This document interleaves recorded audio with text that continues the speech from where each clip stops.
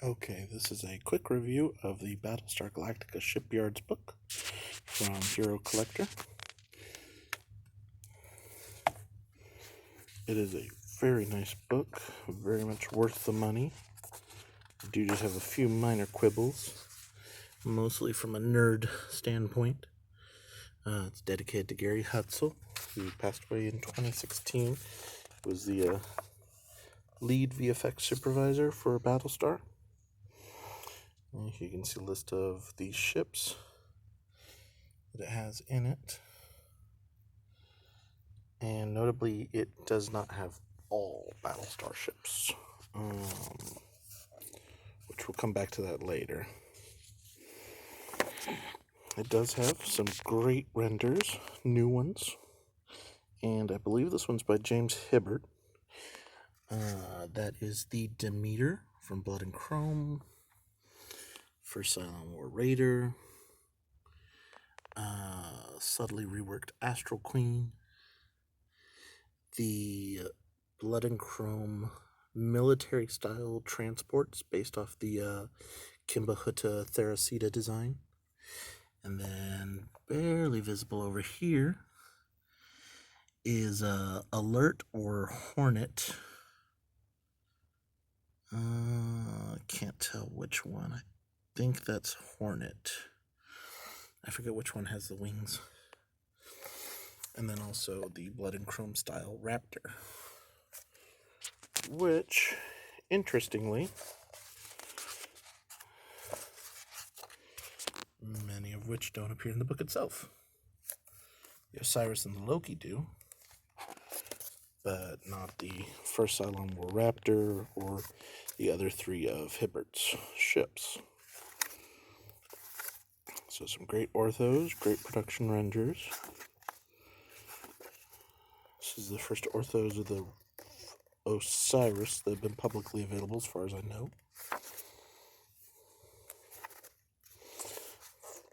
These are the second set of publicly available renders for the Loki, or Cyclops, depending on which name you want to go by.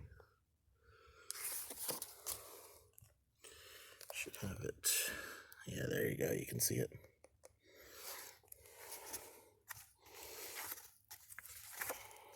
I believe this might be one of Hibbert's renders. Not sure, though. Very nice. Flat top. Whole bunch of death and destruction. Two base stars. And some Vipers and an Astral Queen.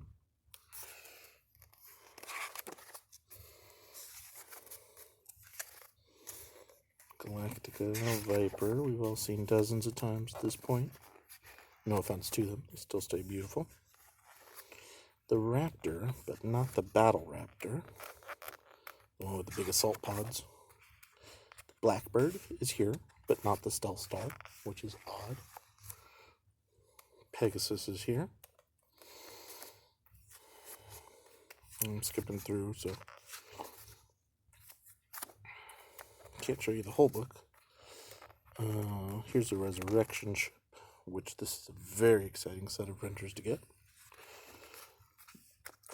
Colonial 1 gets a multi-page spread. However, most of the other civilian ships do not. And what's really odd is that they use the early Zoic renders and models instead of the mid-series rebuilds, which you can see in the inset here. By that time, the Zephyr model had been rebuilt to a far more detailed version.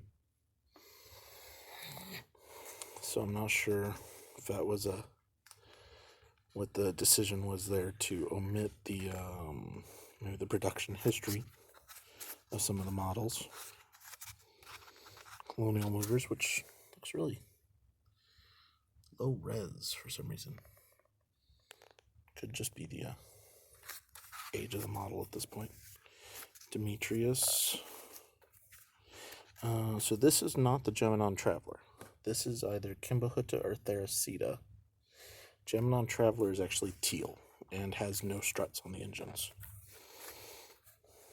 Prometheus.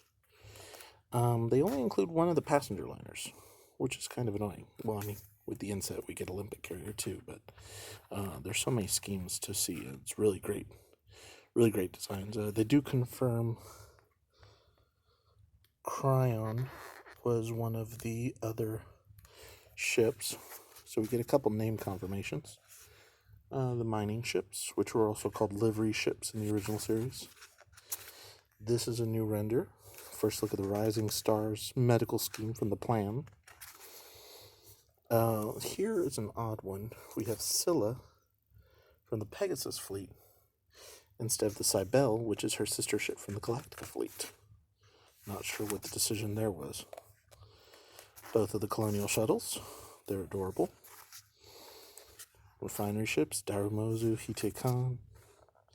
And then we go into the original series ships, some of which are relevant to the miniseries. There's a Viper Mark I in the museum in Galactica on the miniseries. So technically that's a part of both. So is a Landram. We see one on Pegasus and on New Caprica. And then this is the CG model for the new base star.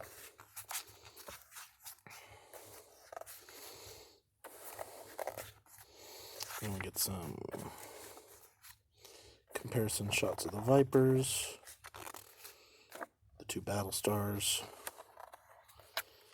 and an index. So, also very strange we don't get any pictures of the colony or of the Resurrection Hub,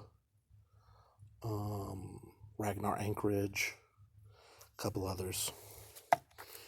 And like none of the new Cylon tanker or the new Cylon, or well, the Cylon Heavy Raider from the Reimagined series, or unfortunately any of the civilian ragtag fleet from the original series, which are not all one-to-one matches with their RDM counterparts.